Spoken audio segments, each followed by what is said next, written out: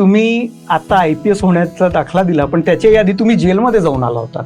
कदाचित तुम्ही एकमेव IPS ऑफिसर असाल की जे आधी जेलमध्ये जाऊन नंतर पोलिसात आलात. ॲग्रिकल्चर कॉलेज असताना तिथले जे कुलगुरू होते, मेंबर होते, त्याच्या मुलाला अशा प्रकारचं भ्रष्ट वातावरण हे वारकरी संप्रदायातून आल्यामुळे सहन होणारच नाही. अरे कसं होऊ शकतं आणि याच्याबद्दल काय करायचं. विद्यार्थ्यांचं आंदोलन सुरू झालं. मग त्यात शेतकी कॉलेजचं आंदोलन म्हणून ते 72-73 सालातलं मोठं गाजलेलं आंदोलन आहे. तो 450 मुलं मी सत्याग्रह केला आणि स्वतःचा बॉन्ड भरून तुम्ही सुटून जा.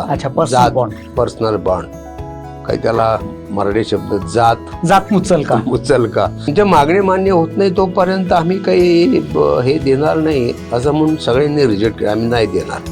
मग कोर्टाने आम्हाला महिनाभराची मॅजिस्ट्रियल कस्टडी म्हणतात त्यात,